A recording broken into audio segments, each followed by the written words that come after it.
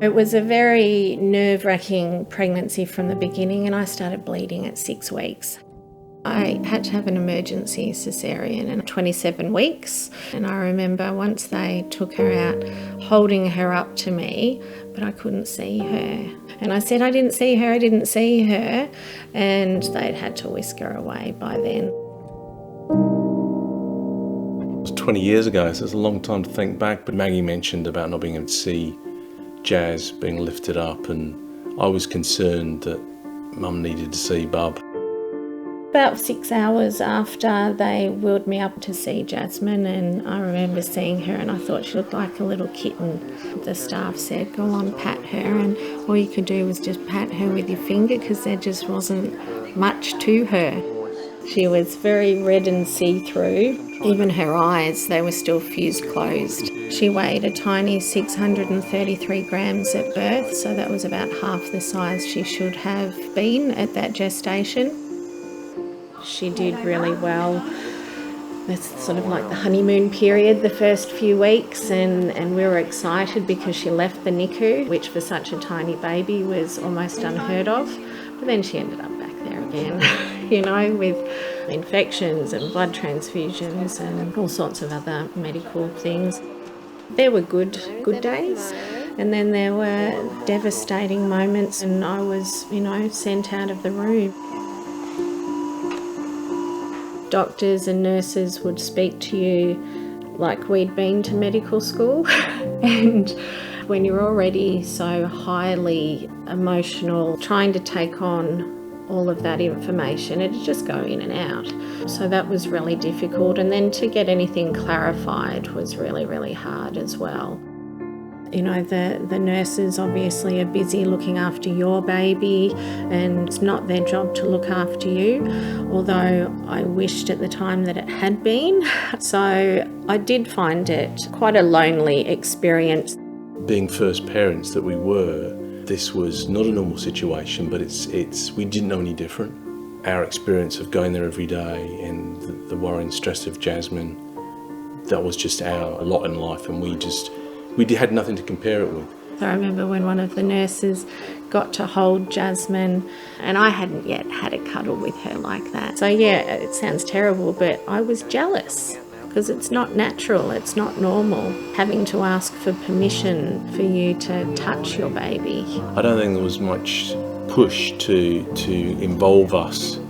But I probably needed a bit of encouragement from someone saying, no, you need to do this. I think that would have really helped how we were feeling emotionally if a little bit more of those day-to-day cares that were not medically based, that we were told that, yep, they're for you and we'll make that happen. Is that all right? There we go, little Miss Muffet. It was so surreal to think we'd spent 107 days of so many ups and downs. We'd seen other families come and go. We'd seen babies pass away, you know, spoken to those families, and we were just, I think, in awe and absolute excitement that we actually were one of the lucky ones that got to bring our baby home. We had a little bit of information of what to expect, but we were pretty much left to your own devices, and you've gone from 24-hour care with doctors, nurses, specialists to just husband and I.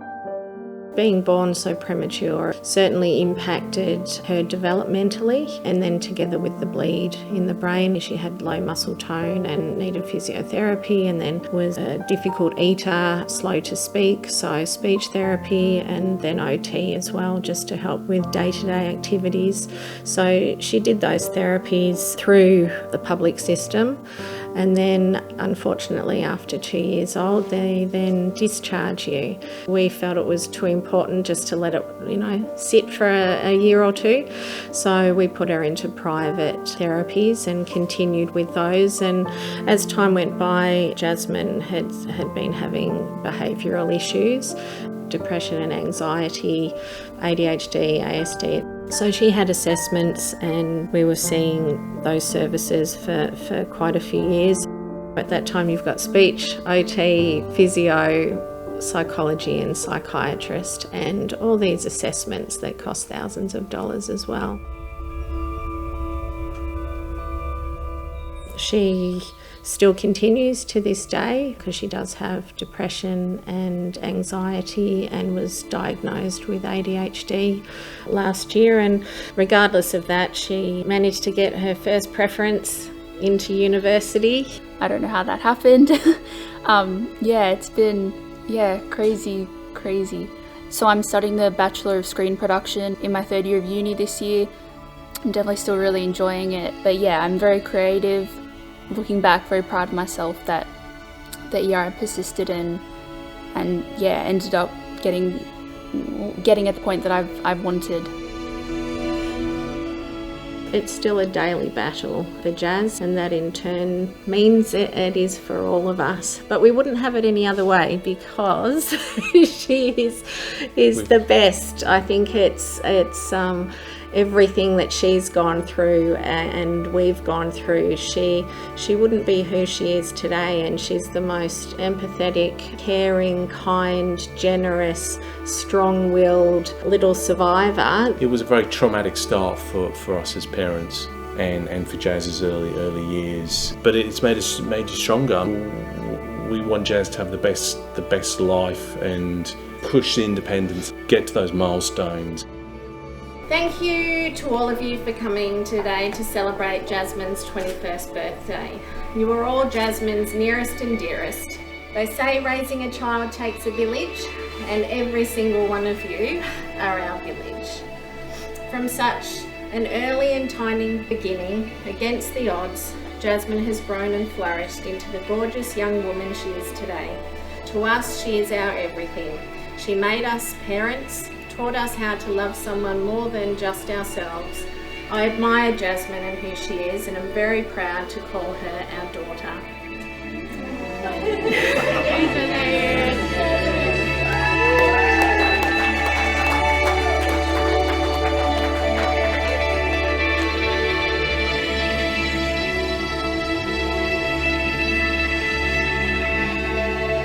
It's shaped my life insofar as my job, working for the foundation, supporting other families going through a similar journey. Been so grateful to be able to help out when my mum started her position there, because it feels just so good to be able to just continue helping with making outcomes best for families affected by all this. I just want parents to feel supported and empowered and educated and cared for and nurtured as parents, and not just people who sit beside their baby's cot. I want them to be feeling like they can be a part of them growing and being supported.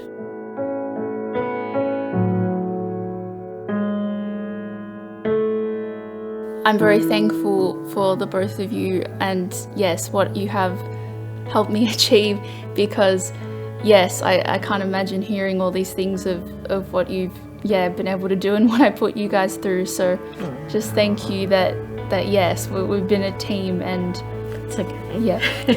You're welcome.